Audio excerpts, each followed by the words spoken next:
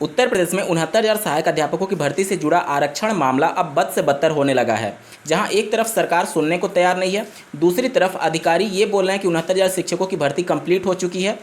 वहीं अभ्यर्थी अब थक हार करके गोमती नदी में छलांग लगा करके आत्महत्या करने जैसे भी मामले प्रकाश में आने लगे हैं। आप स्क्रीन पर एक न्यूज़ फ्लैश देख पा रहे होंगे। आरक्षण मामले को लेकर ही माननीय मुख्यमंत्री जी के जनता दरबार में अभ्यर्थी उपस्थित थे, उनसे मुलाकात करने के संदर्भ में, और वहां पर शांतिपूर्ण तरीके से धरना प्रदर्शन कर रहे थे, जहां पर पुलिस प्रशासन बल का प्रयोग किया गया और खींचतान में एक युवती के दोनों हाथ टूट गए हैं। भावनाओं के समुद्र में बहे बिना तार्किक तौर पर हम लोग समझेंगे कि आरक्षण मुद्दा है क्या और क्या कुछ हो सकता है इस मुद्दे को लेकर के, और सरकारें क्यों चुप हैं और अभ्यर्थी लाठी खाने के बावजूद भी क्यों लखनऊ में डटे हुए हैं इस मुद्दे को लेकर के। तो अंत तक जरूर बने रहेगा इस वीडियो के साथ बिना किसी पार्ट को स्किप किए हुए। नमस्कार दोस्तों, मेरा नाम है नीरज और आप देख रहे हैं करियर बिट यूट्यूब चैनल। अगर आप इस चैनल पहली बार विजिट कर रहे हैं तो उसको सब्सक्राइब करते हुए बेल आइकन को प्रेस करना ना भूलें। उत्तर प्रदेश की वर्तमान सरकार के द्वारा बहुत कुछ बड़े दावे किए जाते हैं। स्क्रीन पर आप इसके संदर्भ में देख पा रहे होंगे कि नंबर 1 अवार्ड मिला है स्मार्ट सिटी के मामले में उत्तर प्रदेश को।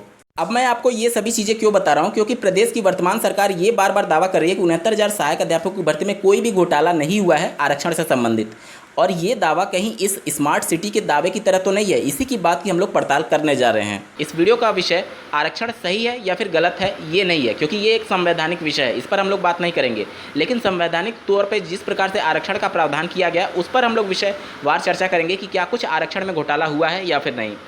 यहाँ पर प्रदेश की वर्तमान सरकार ने माननीय सुप्रीम कोर्ट में क्वालिफाइंग मार्क्स की सुनवाई के दौरान यह हलफनामा दिया था कि जो अनरिजर्व कैटेगरी की बात की गई थी उसका कट ऑफ 67.11 गया था, आप स्क्रीन पर देख पा रहे हैं। वहीं ओबीसी कैटेगरी की बात की जाए तो 66.73 अंतिम कट ऑफ गया था ओबीसी कैटेगरी का। अनरिजर्व जो सीट होती है वो किसी भी कैटेगरी के लिए आरक्षित नहीं होती है। उसमें जनरल वाले अभ्यर्थी, ओबीसी वाले अभ्यर्थी, एससी वाले अभ्यर्थी, एसटी वाले अभ्यर्थी या फिर अन्य किसी भी कैटेगरी से जो क्षैतिज आरक्षण होता है उसे संबंधित अभ्यर्थी उसमें चयन ले सकता है, जिसका गुणांक 67.11 या फिर इससे ज़्यादा होगा। चाहे वह किसी भी कैटेगरी से संबंधित हो, उसका चयन 67.11 यानी अनरिजर्व कैटेगरी में हुआ होगा।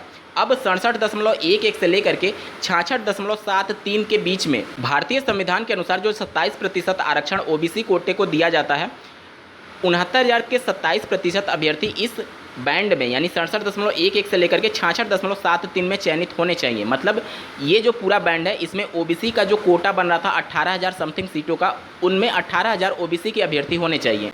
प्रदेश सरकार और अधिकारियों का ये तर्क है कि ओबीसी के 18,598 सीटें बन रही थी, जिसके सापेक्ष उनका 31,228 पदों पर चयन हुआ है। देखिए, मैंने पहले भी वीडियो में आपको क्लियर कर दिया कि जो 31,228 चयन बताया जा रहा है, इसमें जो 67.11 ओबीसी वाले कैटेगरी भी पाए होंगे, उनका तो अनरिजर्व कैटेगरी में सिलेक्शन हो चुका था।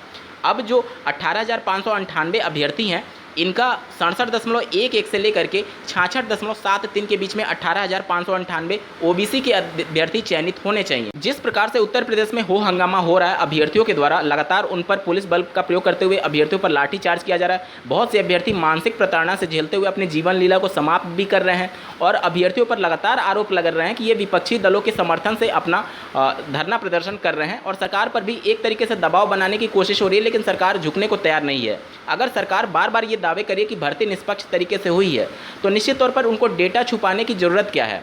जब अभ्यर्थी मांग कर रहे हैं कि 67.11 से लेकर के 66.73 के बीच में 18,598 ओबीसी अभ्यर्थियों के चयनित की सूची आप दिखा दीजिए, या फिर अपने वेबसाइट पर आप उसको सार्वजनिक कर दीजिए, तो फिर आपको प्रॉब्लम क्या? आप सार्वजनिक कर दीजिए इतने अभ्यर्थी ओबीसी जो चयनित हुए हैं, सारा मामला ही खत्म हो जाएगा। 69,000 सहायक अध्यापकों की भर्ती की अंतिम सूची जो जारी की गई है तीनों काउंसलिंग के दौरान, उसमें किसी भी अभ्यर्थी की कोई कैटेगरी मेंशन नहीं किया गया है। अभ्यर्थी का अंतरिम गुणांक कितना है यहाँ तक मेंशन नहीं किया गया। निश्चित तौर पर इन सभी चीज़ों से संदेह उत्पन्न होता है, और अगर आपको किसी चीज़ का डर नहीं है, आप निष्पक्ष तरीके से भर्ती कंप्लीट कराएं, तो इन सब डेटा को अभी आपको पब्लिश करने में कोई गुरेज भी नहीं होना चाहिए। पिछड़ा आयोग जो कि एक संवैधानिक संस्था है, उसके द्वारा ये आरोप लगाया गया कि प्रदेश की वर्तमान सरकार ने 27% ओबीसी कोटे के जगह 3.86% ही आरक्षण का लाभ दिया है। तो अगर एक संवैधानिक संस्था आपसे प्रश्न पूछ रही है या फिर आप पर कुछ आरोप लगा रही है, तो आपको भी जिम्मेदारी बनती है कि आप पब्लिक डोमेन में आकर के सूचना को पब्लिश करें। अगर 18,598 ओबीसी कैटेगरी के अभ्यर्थियों का चयन हुआ है उस बैंड में 67.11 से लेकर के 66.73 तक, तो फिर आपको डेटा को पब्लिश करने में कोई भी परेशानी नहीं होनी चाहिए और यही सबसे अच्छा विकल्प है सभी अभ्यर्थियों का मुंह बंद करने के संदर्भ में, क्योंकि प्रदेश की वर्तमान सरकार लगातार पिछली सरकारों की भर्तियों का जांच कराती रहती है, लेकिन इन पर लगातार सवाल उठते रहते हैं। उत्तर प्रदेश में 69,000 सहायक अध्यापकों की भर्ती की पेपर आउट के मामले भी प्रकाश में आए थे, उस समय भी जांच नहीं हुई। 68,500 में भी सीबीआई जांच के आदेश दिए गए थे सिंगल बेंच के द्वारा, जिसके बाद से माननीय डबल बेंच में प्रदेश की वर्तमान सरकार के द्वारा मामला ले जाकर के उस सीबीआई जांच पर रोक लगा दी गई। उसके बाद से 69,000 में भी जांच नहीं हुआ और अब इस प्रकार से आरक्षण घोटाले जैसे मामले प्रकाश में आ रहे हैं। निश्चित तौर पर जांच का विषय होना चाहिए। उम्मीद करता हूं आपको ये पूरा मामला समझ में आया होगा। ऐसे ही महत्वपूर्ण अपडेट्स के लिए इस चैनल को सब्सक्राइब करना ना भूलें। इस वीडियो को देखने के लिए आपका बहुत बहुत धन्यवाद। भगवान करे आपका दिन शुभ हो।